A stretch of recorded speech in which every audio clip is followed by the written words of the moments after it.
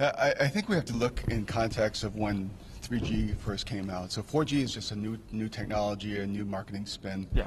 If you remember way back when 3G came, it was going to be the savior. There was a lot of services. There was high hopes, and then many years, fast forward maybe 3-4 years later, it was kind of the advent of the smartphone that really has pushed data for carriers, data ARPU up, which it's basically return on investment. So you have to look back at where the industry was, and 3G at the time, I think there are a lot of parallels. A lot of infrastructure was purchased, and they try and stimulate use from service plans. And then Verizon Wireless did something back in the 7th of July where they modified their plans, and away goes the unlimited plans, and we saw, I think, in a lot of carriers where people are grandfathered and then they scramble to get the grandfather plan.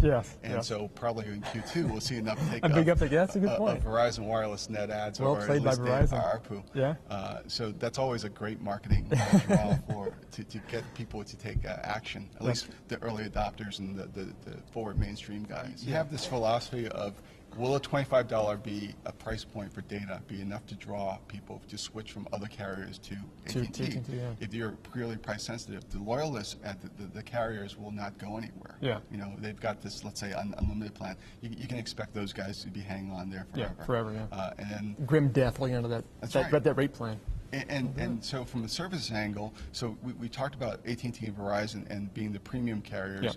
I expect a price modification in some data plans at AT&T soon, because if you take a look at all the other carriers, Sprint and T-Mobile, which I have yet to talk to, they have higher level plans beyond 2 gig, at least for mobile broadband.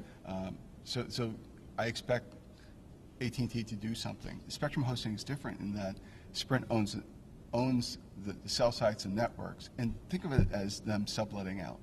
So I think part of network vision, which will probably be in upcoming earnings calls, will be an announcement where they discuss their long-term 4G strategy. They talk about 4G, and we know 4G right now equals WiMAX, but we know that LTE has always been talked about. So if you take a look at spectrum hosting, who are the natural players that will take advantage of Sprint? So I think the context is, if you start from scratch, building a national network is expensive. So spectrum hosting, in which Sprint is a landlord, makes a lot more sense for players like Light Squared, the Spectrum Go guys, all the cable guys, right, Cox Communications, even Clearwire. And it's all tied to also how their services planning is. So they go through the gamut of, they just did a new data portfolio change, and they're doing the low entry ones to the higher price ones. And their strategy, unlike Verizon Wireless and AT&T, where they go for overage, Verizon, T-Mobile throttles. It's interesting because on one side, Sprint operates the prepaid brands, and then on the other side, they're doing a wholesale side that is enabling a competitor, right? Like Leap to have a nationwide footprint.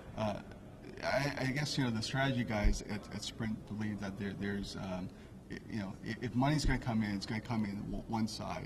Right. So we're still getting a chunk of that market share. So from Virgin, I think the Sprint prepaid strategy is a good strategy in the sense that you don't have cannibalization of your postpaid.